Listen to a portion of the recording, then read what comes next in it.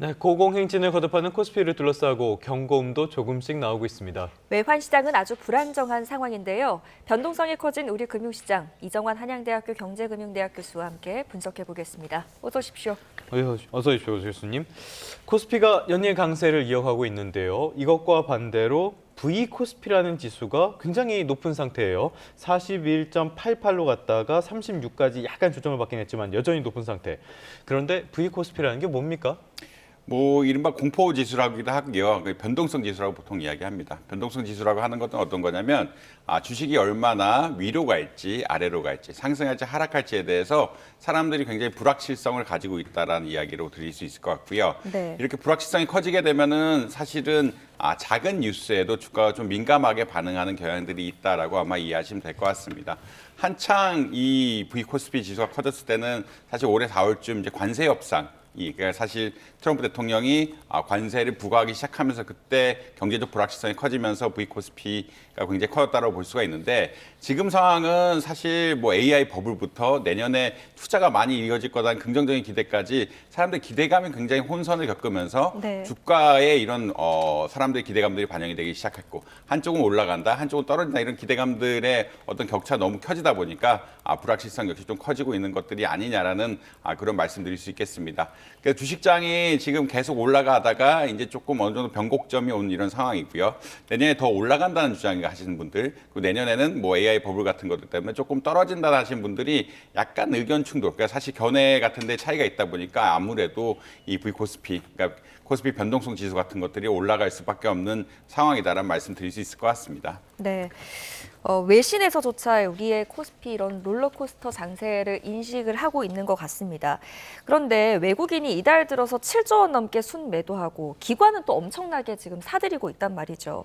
그리고 여기에다가 개인 투자자들은 B2까지 늘어나고 있습니다. 이런 상황을 어떻게 보십니까, 전문가께서는?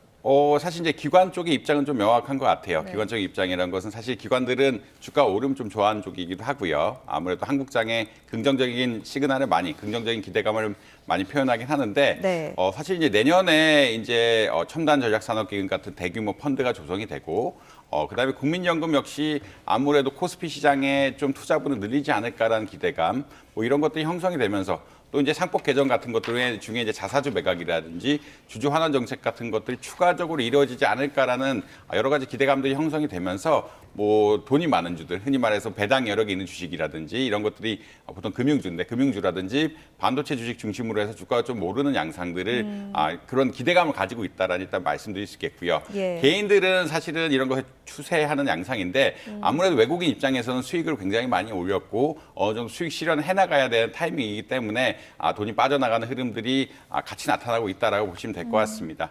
요약해서 말씀드리면 기관은 어떤 제도적인 측면 그리고 특히나 국민연금의 투자 스타일 변화라든지 아까 말씀드린 것처럼 상법 개정, 특히나 이런 것도 추가적으로 이루어지지 않을까, 개인 주주 보호를 위한 어떤 주주 환원을 위한 정책들이 이루어지지 않을까라는 기대감들이 많이 형성되어 있고 예. 펀드 조성 같은 것들이 또 이게 주가 부양하는 요인이라고 생각해서 좀 사는 경향들이 있는 것 같고 네. 외인들은 투자 실현, 개인들은 어떻게 보면 추세적으로 사는 이런 양상들이 보이고 있지 않느냐 이렇게 생각을 하고 있습니다.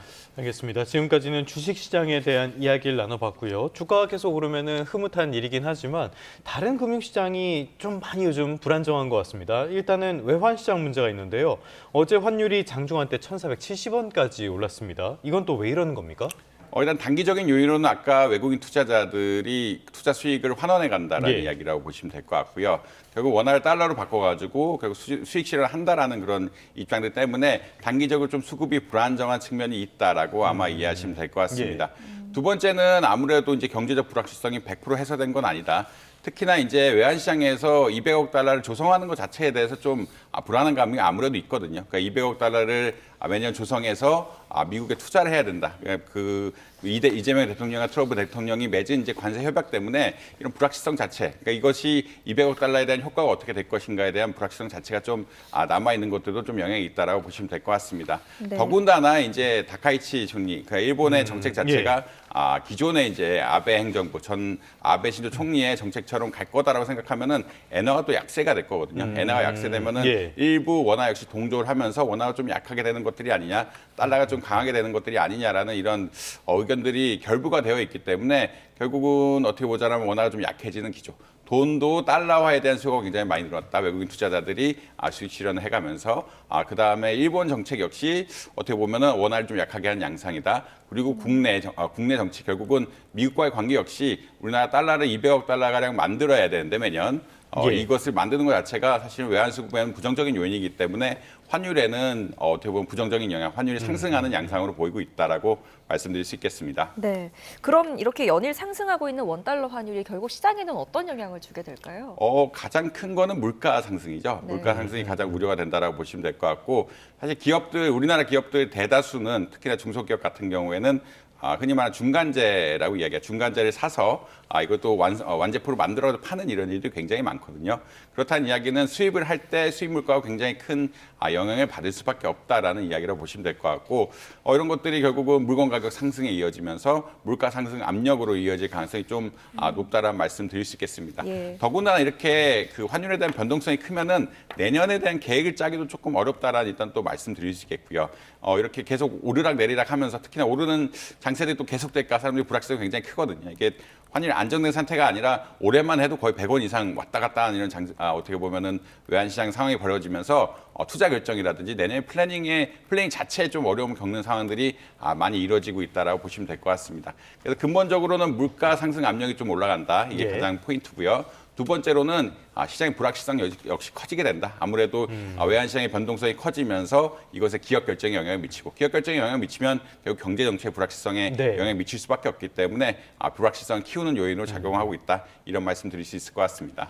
자, 지금까지 주식시장 그리고 외환시장 살펴봤는데요. 또 불안정한 시장이 있습니다. 이번에는 채권시장을 봐야 되겠는데 어제 이창용 한국은행 총재가 다소 매파적인 발언을 하면서 이 채권시장이 많이 흔들렸어요. 3년물, 10년물 국고채 금리가 연고점을 경신했는데 들으시는 분들이 그래서 채권 금리가 올라서 뭐가 어쨌다는 거냐라는 의문도 가지실 것 같아요. 채권 금리에 우리가 관심을 가져야 되는 이유는 뭡니까? 채권 금리란 것, 특히 국고채 금리란 것은 기준이 되는 금리라고 보시면 될 것 같습니다. 예. 한국은행이 기준 금리를 발표하는 것은 초단기 금리라고 보시면 될 것 같고 국채 금리 1년, 국채 금리 3년, 국채 금리 5년 이런 것들은 결국은 그 시점에 금리를 결정하는 예. 가장 중요한 요인이라고 보시면 될 것 같습니다. 네. 국채 금리보다 일반적 은행채라든지 다른 기업채 금리들이 올라가기 때문에 이런 것들이 결국은 대출 금리에 반영이 되는 이런 상황들이라고 보시면 될 것 같고요. 간단히 요약드리면 국채는 가장 안전한 자산이고 가장 안전한 자산이기 때문에 모든 1년물, 3년물, 5년물, 10년물 이런 것들에 대해서 기준이 되는 금리다. 그 이후에 흔히 말해서 은행채라든지 뭐든지 사실 리스크가 있는 거거든요. 예, 그게 예, 신용위험이라고 하는데 신용위험들이 쌓아가면서 어떻게 보면 금리가 결정된다라고 보시면 될 것 같고 그렇기 때문에 이 국고채 3년물 금리 같은 것들이 올라간다 그러면 대출 금리가 가계대출 같은 경우는 가계대출 금리가 올라간다고 생각하시면 아마 쉽게 이해가 되지 않을까 이렇게 생각을 할 수 있겠습니다. 그러니까 기준이 되는 금리가 오를 테니까 전반적인 시장 금리가 다 오른다. 이렇게 이해를 하시면 되겠는데요. 자, 이렇게 국고채 금리가 오른 배경을 보면은 말씀드린 것처럼 이창용 총재의 매파적인 발언이 있었고요. 시장에서는 이거를 기준금리를 높이겠다는 건 아니라고 할지라도 최소한 인하는 끝난 거 아니냐 이렇게 받아들이는 것 같아요. 교수님은 어떻게 보십니까? 최근까지 기조는 사실 금리 인하 쪽이었죠. 예. 아무래도 경기 위축이 심화되다 보니까 이런 것을 부양하기 위해서 금리를 조금 낮추다는 쪽이었는데 크게 두 가지 요인들이 지금 문제가 되고 있다는 말씀드릴 수 있겠습니다.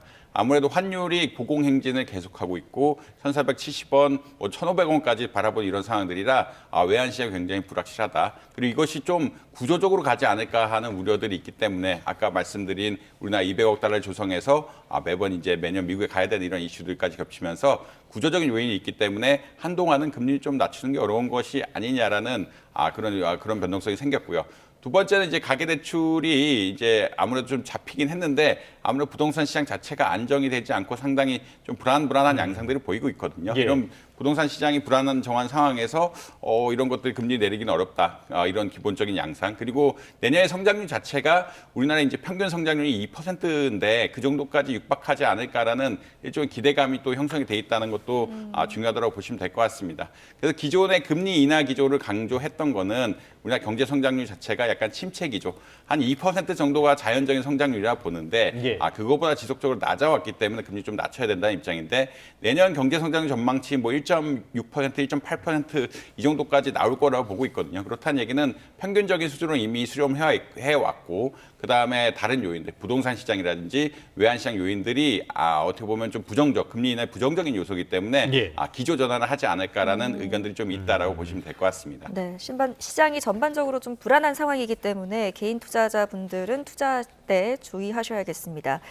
자, 이런 가운데 한국은행이 보고서를 하나 냈는데요. 이 보고서 내용을 보니까 한국 경제가 더디게 성장하고 있는 이유로 한계 기업, 좀비 기업, 더 쉽게 이야기해서 부실 기업 이렇게 해석할 수 있을 것 같은데 이 좀비 기업을 꼽았습니다. 주요 내용을 좀 짚어주시죠.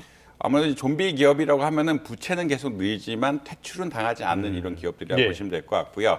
좀비 기업의 특징은 이제 수익성이 안 좋다. 수익성이 안 좋기 때문에 투자도 잘 하지 못한다라는 그런 특징들이 있습니다.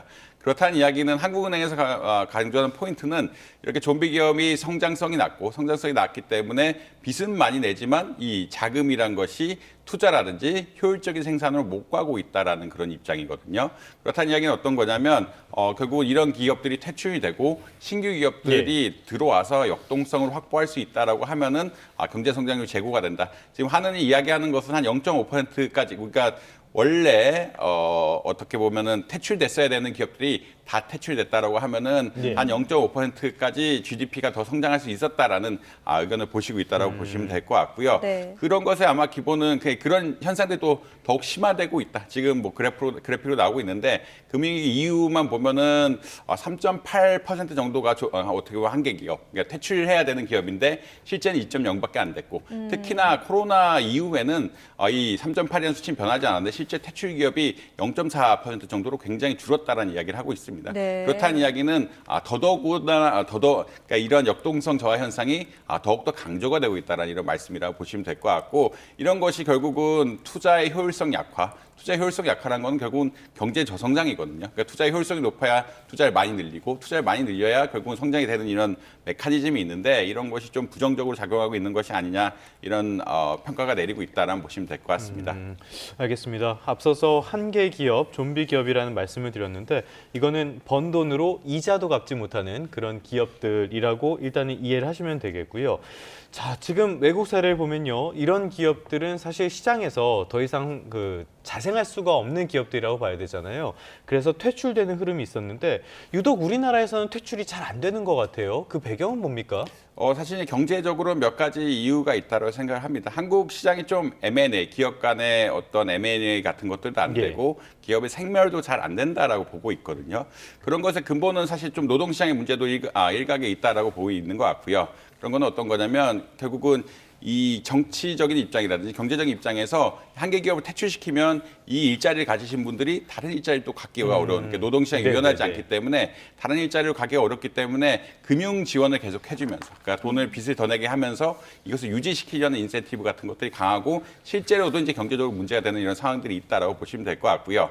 그다음에 아무래도 이제 기업을 사고 파는 시장들이 활발하게 진행이 돼야 이런 좀비 기업들이 어떤 좋은 물건을 그러니까 좋은 자산 남기고 안 좋은 자산들을 매각하면서 이렇게 정화될 텐데 그런 거 역시 좀 불안불안하다. 결국은 그런 시장이 잘 발달되지 않았다라는 그런 이야기로 나오고 있습니다. 결국은 네. 우리 정치적인 결국 견해가 뭐 경제적인 상황에 딱 일부 반영된다라고 보시면 될 것 같고 그거 실제로도 문제가 되는 상황들이고 네. 특히나 이런 것들이 M&A 시장이라든지 이런 것들에 따라서 좀 문제가 되고 있기 때문에 결국은 어떻게 보면 퇴출이 잘 이루어지지 않는 그런 상황들이 발생을 한다라고 보시면 될 것 같습니다.